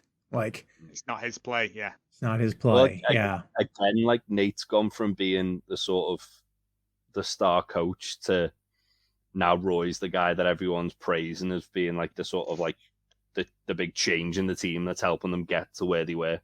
Yeah, but it's the Ted Lasso thing of we're a team. Everyone has their strengths and weaknesses, and you need to be there to support those people. And Nate doesn't get that because he wants to be that guy. Well, I suppose as well, Nate's like literally been the butt of everyone's jokes. He's been like sort of like the bully victim for such a long time. And then as soon as he's starting to get like some positive reinforcement, and then someone else comes in who is more popular and more successful at what he's doing, and all of a sudden he's back to being Nate, but he doesn't want to go back to being who he was. So he's becoming more bitter because of it. Between two worlds, isn't he? Yeah. True. And instead of taking the righteous path, he takes spitting everywhere. In the stands, Rebecca is checking her phone, but her love interest has not messaged her. She hears Higgins' choking noise. And she says, your noise is back. What's up? Which is great. It's a great line. Higgins says, I feel compelled to tell a friend something he won't want to hear. She says, this is about Beard and Jane. I see her sometimes lurking around the car park. I mean, she's a bit intense, but she's adorable. Like a tipsy Reese Witherspoon playing running charades. He goes, what's running charades? What's running charades? Like she's all upset with him. He says, I have to say something. This is the story, guys, we talked about earlier. Yeah. What are they? I don't know. I believe it's like regular charades, but you do it in a team. So it's like a relay race. Oh. Yeah, I had no idea. And Rebecca is telling him, do not say anything. Never interfere. It doesn't help. You only be punished for it. My parents should have split up years ago. When she first left him, I was at uni, and I congratulated her, told her she deserved a better life. 2 weeks later, they were back together, and she didn't speak to me for 9 months. He says, if you care about someone, you have to keep trying. Maybe one day you'll get through. Keely comes in. She knows what they're talking about. She says, you guys talking about Beard and Jane? She's quite the jealous type, right? She once followed me all the way home just to ask me if Beard was shagging Ted. Jesus Christ. Yeah. Oh, man. And then we get the moment that we've been teasing, the one of two moments we've been teasing since this episode began here today. Ted begins the out-of-body experience. The sound becomes muffled. He looks down at his hands. The panic attack has returned for the first time in a while. And as we said, probably triggered by a combination of the phone call, the comment in the restaurant. Of course, his son is on his mind every day. If you're a parent, you know it's every day you think about your kid. Can't get close to him because you're thousands of miles away. Beard sees this and asks him if he's okay, and Ted just walks off. They assume something's wrong. Arlo says, well, we've seen this before. Lasso appears to be leaving. Chris says, I know that run. That's the run of a man who just ate a bad fish pie. And Chris says, is there a good fish pie? No, they're all horrible. What, by the way, again, uneducated American, what is fish pie? Because is it what it sounds like? What is it? It's kind of like shepherd's pie, isn't it? But with fish. So yeah, it's not pastry. It's fish in what would be like a cream and normally parsley sauce with mashed potatoes on top. It's horrible. Oh, it sounds terrible. I know some people. My mum used to make it as a kid, and I could smell. Even thinking about it, it makes me retch. Parsley sauce is horrible. Oh God, it sounds disgusting. Yeah, it's gross. But some people like it, and you can get. I think it's Admiral's pie, which has got like prawns and stuff in it. But it's shrimp might be different, but fish. I mean, how would fish even hold up under the weight of all that? Like, no, it's not. It's not like. Well, it's like chunks of cod, isn't it? And stuff. It's like chunks of cod or salmon or like a meaty fish in there. It's gotcha. I mean, when you're over for the wrestling next year, you can have a fish pie and throw it in the bin after one mouthful because it's gross. I was gonna say, don't make me be thrown up over there, man. It's just bringing back childhood memories of having to eat. Did you hear the voices? Yeah, Yes. Jamie's dad, and then Jamie's dad, Henry, and he heard Henry. Mm-hmm. So, like what you were saying, I think it is that combination of seeing what Jamie's dad has done to Jamie and not being with Henry. I think his and the phone call before, it's all. Well, yeah, because Jamie's reverting back to what he was like when he was kind of like guy with daddy issues, not like kind of owning up to what he was dealing with. Also, like the other thing that kind of, just to take it back to the football thing. So this is like a knockout tournament. So this is like, if they don't win this game, they're out the tournament. So that's probably a really high pressure situation for them as well, on top of everything else. Especially to get to the like quarterfinals, like that's huge for a team of like the size of Richmond. Yeah, we were talking earlier about the guys in the pub and how they're fickle when it comes to this. Yeah. Bass asks, where the fuck's that twat going? Paul says, be kind, he looks poorly. He looks poorly. Yeah. Great. Tottenham scores. Rebecca goes looking for Ted, and Nate spits on the pitch. They're trying to figure out what to do. They don't know what to do. Nate does the thing. As soon as he spits on the pitch, he takes over. And he says, Reynolds, Winchester, Bob and Tunde, you're going in. Colin, Danny, and Richard coming off. Yeah. Colin says, me? Yes, you, Colin. And then he says to Isaac, park the bus. No one up front. Do it. Isaac says, but we need a goal. He says, park the goddamn bus. Go. So he is taking it by the horns, man. Nate won't tell Beard or Roy what he's doing, and they both all right. Yeah, like because Roy goes to take charge, doesn't he? And then Nate's like, just instantly, he's got it. I've got it. I've got this. Yeah. And again, it's like Nate's trying to be assertive, and he does like the good thing there, but because of all his insecurity surrounding that, it instantly kind of goes to his head immediately. Old strategy to park the bus in this as well, to be fair, because that's just like putting everyone back in front of your goal and defending and hoping the other team makes a mistake, which they obviously do. But they do. Chris says on the call, looks like the coaching staff are panicking. This is what a fish pie can do to a team. Sorry, let me cut you off. I love it. But shout out to Rebecca as well for seeing Ted and knowing what this is, and regardless of the match, going to find Ted and help him. Yeah. Because like we said, if anybody in that building knows what he's going through, it's her, because she knows. Like, yeah. Well, she was knew there it the minute he had one, it, wasn't she? Yep. Yeah. She knew it the minute he had it. She didn't have to say, "Are you having a heart attack? Oh my God, did you get sick?" She knew exactly what he was doing. She knew what was happening because she's seen it before. She's done it herself, I'm sure. So yeah. And as she goes to look for him, things are progressing on the field. You don't see it, but you hear it. Jamie scores, and as she's in the locker room, she finds Ted's coat on the floor, picks it up. They come bursting in, celebrating, and it's awesome. I mean, you're glad they got the win as a fan watching the show, but you know it came at a price, and you know that the drama is far from over here.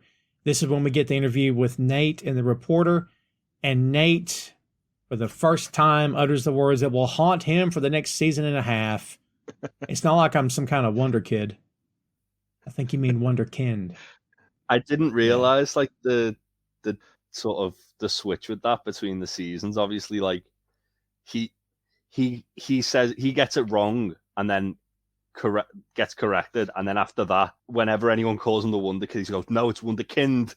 Because like, even that, it's like his insecurity, like with the whole thing, where it's like he doesn't like the fact that he fucked it up the first time he called himself it. Well, he says, doesn't he? He's like, "Can we fix that in post?" And he's like, "No, we're live." And he's like, "Oh." But that takes him out of his whole like thing again, doesn't it? As well, like he goes from being like sort of assertive, arrogant, cock of the walk, to, oh shit, and looks like right down the camera. Yeah. It's a great Nate moment. It is. Yeah. It's just it's another layer of his onion. It's another part of his story that just keeps the textures to this guy. Yeah. It's building up and building up, building up. And in the pub, Baz he says, "Brilliant." Jamie tells him, "You said he was a lemon." And Baz shushes him. And all that's happening, the interview happens, and then as everything's winding down, of course, as we said, we know they got the win. Rebecca's heading into the car park and sees Higgins talking to Beard. And you're like, oh, crap. Not going to go well. He tells Beard, listen, of all the stuff they've written for this, all the dialogue, let me ask you one question. You're a great man. Does Jane make you greater? Don't spend too long on that, kids, or you'll start analyzing your whole life to this point. Don't do it. You'll regret it. Coach Beard cringes, and Higgins goes, all right, look, I apologize. He goes to shake his hand, and Beard shoves his hand away. You're like, wow. But instead, he hugs him. He hugs him instead. Higgins just goes, oh, okay. Yeah.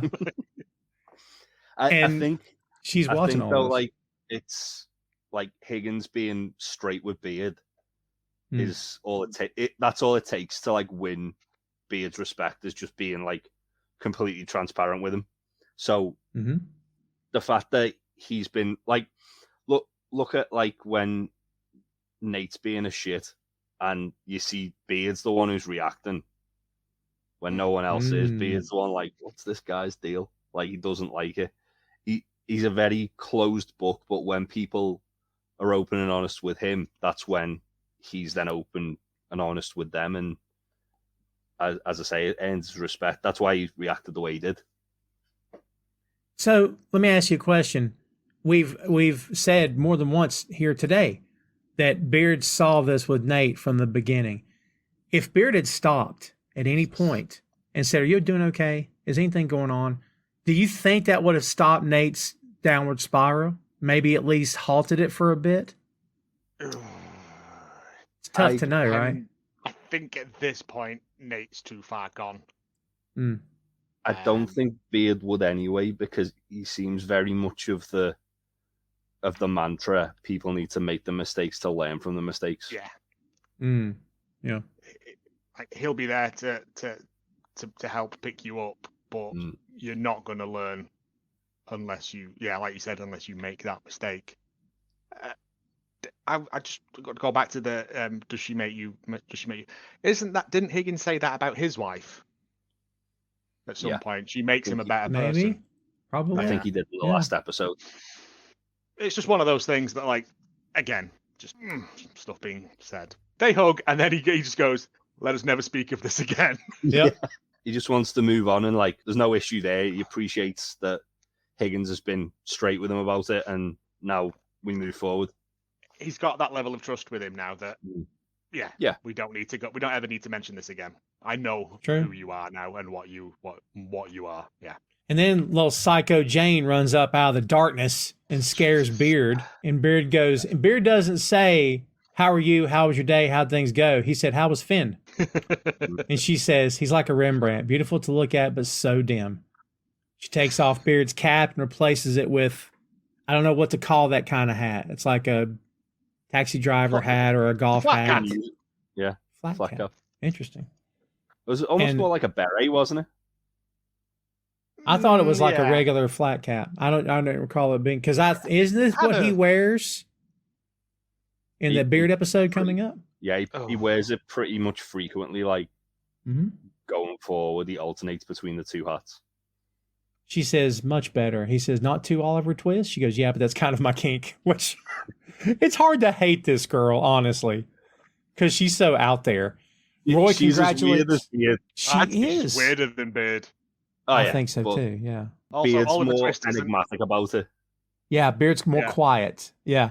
Roy congratulates Nate on the win, and Nate's like, "Oh, thanks." And as soon as Roy walks out, his entire face drops, demeanor changes. In my notes, the only thing I put in parentheses in all caps was Jesus. Because I'm like, God, man, he can't even... Roy's being genuine. Roy's not genuine with anybody. I mean, at least like that. Good work today. Good job today. And he's like, you can just tell he's back to, I don't know. And Roy to come over and congratulate you would normally, the old Nate would have been cock a hoop. In fact, he would have just ran off, wouldn't he? As soon as Roy came over to him. Like, wouldn't have even... I think it's because he's getting all like, because he's like glued to his phone now, isn't he? So he's like, he's getting all this like praise on social media about himself, and he's trending on Twitter, and it's like, Roy's just one more person who's just telling him what he's already being told from looking at his phone. So if it's gone from like someone he's genuinely like idolized and respected to now, well, you're just another person who's telling me what I already know. Yeah, I want the public to love me. That's his thing, isn't it? He wants the adoration of the unwashed masses. Keely warned him in last episode. She said, "You don't want to be famous." He didn't listen. Nope. He regrets it. Join the Untitled Wrestling Podcast for all the latest pro wrestling news from around the world.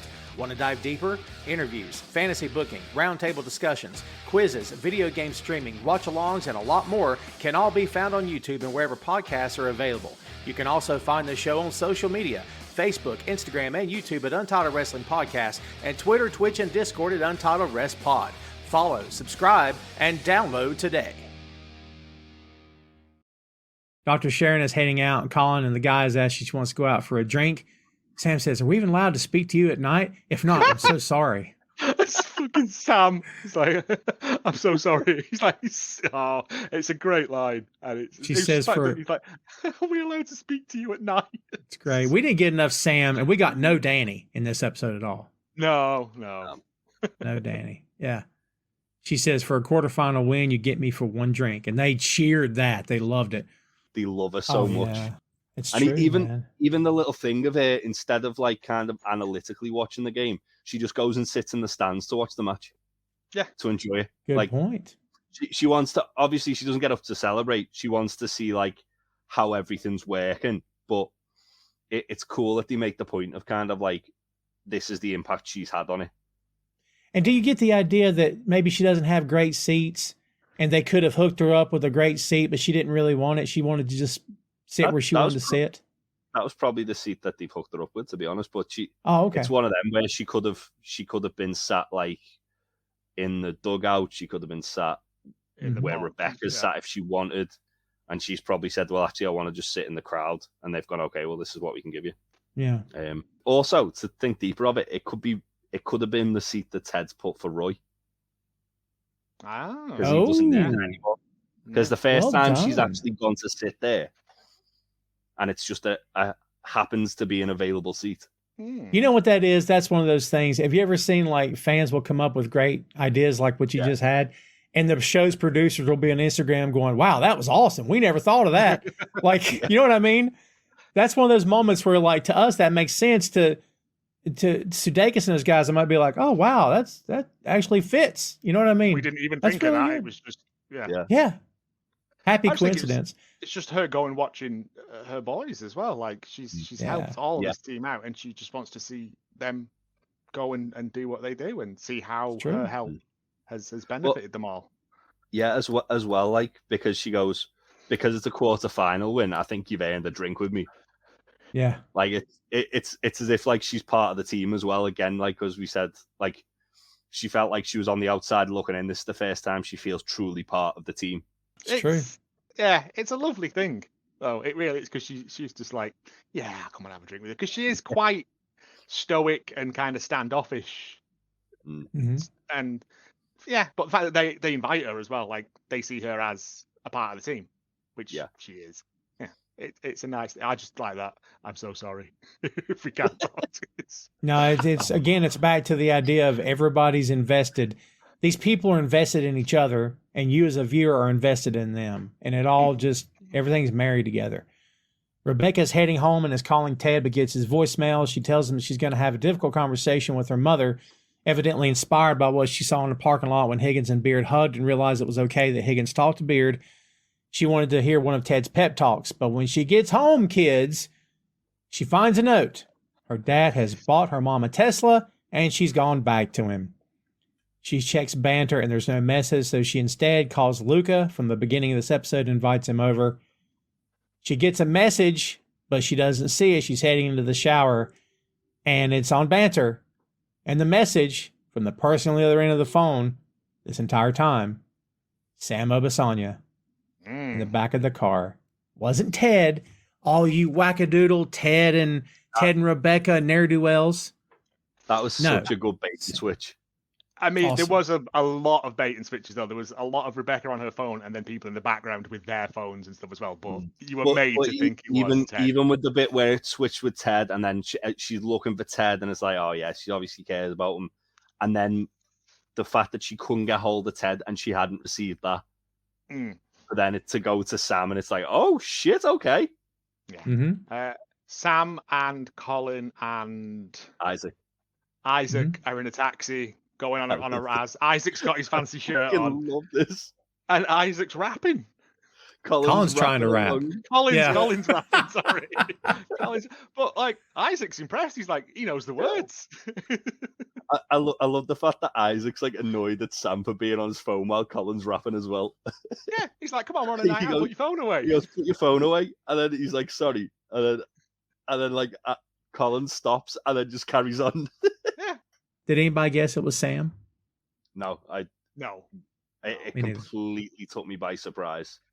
Again, you were led to believe that it was going to be Ted. But in this episode, you go, well, it can't be Ted. And when that message comes through, you go, well, it can't be Ted. And then, it's Sam, which is nice because, we like Sam. And looking back on it, knowing what you know, when you go back and watch the show again, when she's at a game looking for him on the message and he's not there, he's playing. So we never put that together. It's like, wait a minute, what if it's someone on the team? You know what I mean? So, well, even like on the match day before the teams come out, she mentions football and he goes, oh, what team? And she's like, it's too personal. I can't say that. It's like, if she had have said then, he would have been like, oh shit, well, little breadcrumbs, but nothing that could ever conclusively put you to it being Sam. until it's revealed, which is brilliant. Yeah, on the rewatch, it's all there, but the first time round, you would never have guessed it in a million years. Doesn't he explain what he's doing by being at work? Isn't that what he calls it? He's at work. Yeah, I think. Yeah. So she never knows that he's trying to be as coy, and obviously it's because if you think about it, he's a footballer. They're known for having a lot of for earning a lot of money and gold digging and yeah, and he probably wants to for the same reason why Rebecca hasn't said oh yeah, by the way, I own a football club. Yeah. Because he doesn't want people to instantly go, oh well, it's got a bit of money behind it. He's probably doing the exact same thing, and they want to have that connection to be genuine. Interesting. Before all the cards are on the table. Well said. Which is the point of banter, wasn't it? It was exactly get to know the person rather than the picture and everything. Yeah. The last scene of this episode, kids, Dr. Sharon finds Ted in her office on the couch, hair messed up, looking defeated. Yeah. He says, I want to make an appointment. And that's how we end this show. He's finally broke down and realized I can no longer do this by myself. If anyone's ever gone to therapy for any reason whatsoever, to get to that point, you literally don't know what you're going to do. I'm telling you, you don't. You're like, I'm done. What's left? And then it becomes, wait, I could do that. And then it's like for lack of a better word, it's like a lifeline. It's like, oh my God, let me try this. And then, then off you go on your journey. So, yeah. So, there you go, kids. What do you think, Jay? Well, I was going to say one thing as well. Do you think that Dr. Sharon knew this was coming? Because every time she speaks to Ted, she's like, oh, we should have you need to book an appointment if you want to have a chat about stuff. And he's always deflecting the idea of it. And it's as if she's seen he's a ticking time bomb. He's any minute now, this guy's going to have a meltdown and I'm going to need to come and step in and help him out. And she's trying to stop him from kind of going nuclear before he does. Even when he walks out, you see her looking, and she obviously doesn't react to it because she would have left her seat. But and it's a surprise to her that he's in the office. But it's the fact that she's the whole last sort of 4 or 5 episodes. She's like, why don't you make an appointment with me and talk? What's the worst that can happen, Ted? It's interesting that she's seen it. And it's finally got to the point where she's not going to force the issue, and Ted's had to make that choice. Yeah, well, that's the thing. You the first person you have to help is yourself, and you have to know that you need help. And she couldn't have just sat him down and psychoanalyzed him, because he wouldn't have taken it seriously. He has to want the help before. Yeah, but she would have seen it. She has definitely seen it coming because she's very good at her job. Yeah, as she told him she was. She warned him. Yeah, well, first time we met her. Yeah. I'm very good at my job. Yeah. It's true. Yeah, I love what you said, Jay. Is that she likely saw this coming for a long time, but she just let him come to it on his own. I think that makes a lot of sense, actually. A lot of sense. Like you said, Joe, you can't make someone do anything. It has to be their decision. They have to get to the point of wanting help, and once they get there, then you can talk to them and try to start peeling back the layers. So, well, there you have it, kids. Episode 6 in the can. The midway point of Two Nations Under Ted, a Ted Lasso podcast. Well, the midway point of season 2 of Ted Lasso. We still got a long way to go. Okay. So there you go. I was going to ask for takeaways. Both you guys just hit us with some good stuff there. What is, in your opinion, Joe, what's the biggest thing to come from this episode? I would say it's Ted. It's Ted's realizing that to help everyone else, he needs to help himself first. Because at the start of it, you see he's all friends and pally, and he's hit his stride with everyone, but it can all come crashing down so very, very easily, and he needs to get that fixed. And going forward from this episode, we see Ted going through a lot of stuff that he hasn't dealt with for the first season and a half. And it makes him a better person in the end, but there's a lot of work to get to that. So I think this is very much a Ted episode. I'm with you. There's other stuff agree. as well. Yeah. But it's seeing that everyone else is getting on, but he is still suffering. The show is called Ted Lasso, and he's here a lot. It's his show. But man, this show is so much about the ensemble cast that sometimes we kind of need to be reminded Ted's still here, and he's still not perfect as no one is. He's still dealing with things. So now we need to address what he's dealing with and help him get through it. You know what I mean? So, well, looking at it as well, you could look at the Beard and Higgins thing as a smaller scale analogy for what Ted is doing.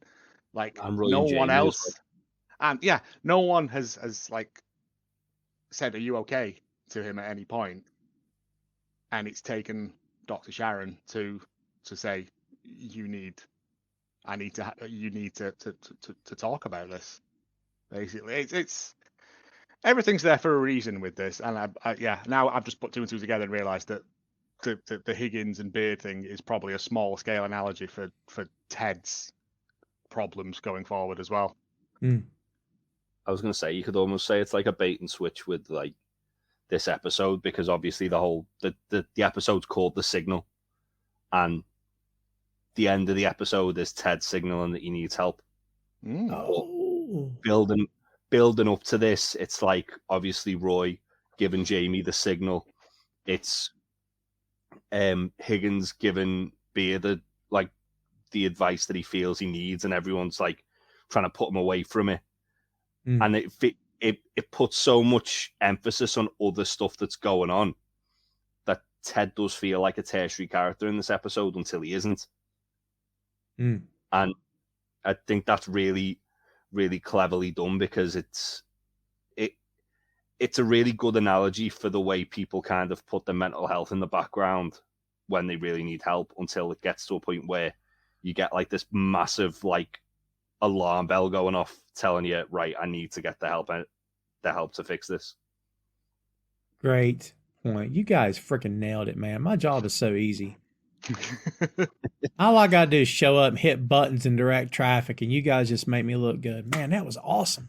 It's that well written that it's just peeling back that little bit and letting it all come out, because it's all there.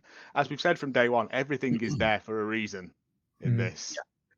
And this is just like another rung on the ladder of things that Ted Lasso like broaches in a understanding and well thought out way.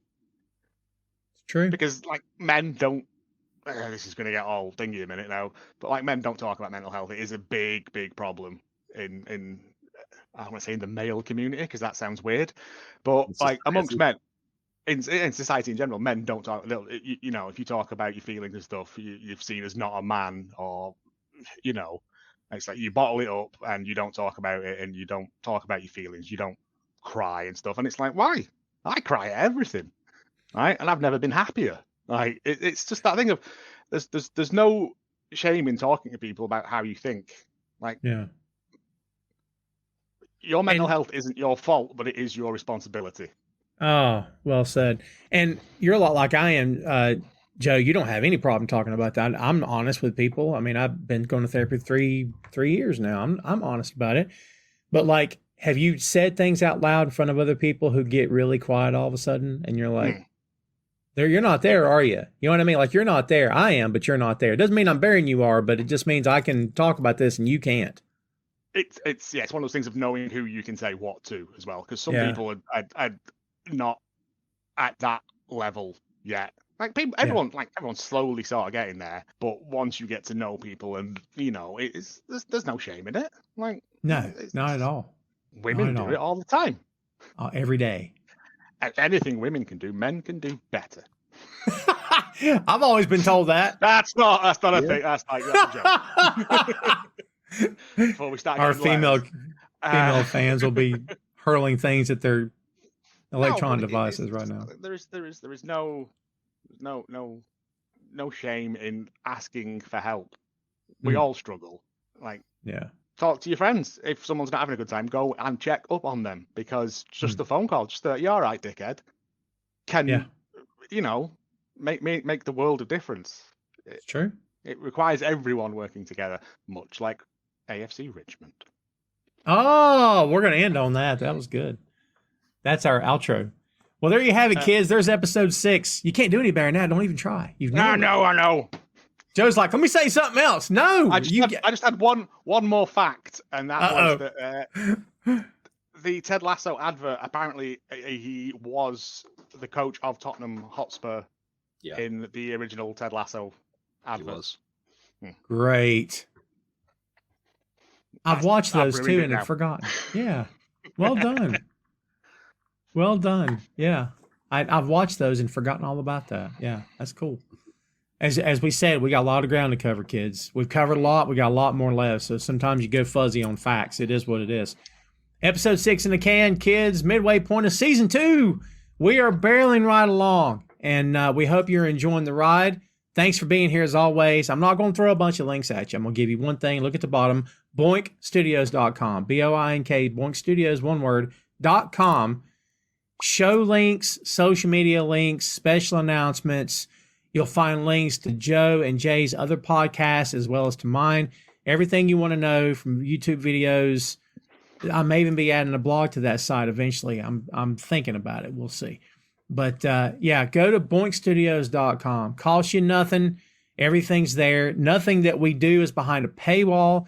I don't do my stuff like that, man. If we've got something we want to put out in the world, take it, enjoy it, tell us what you think, and hopefully you follow us everywhere and support the show.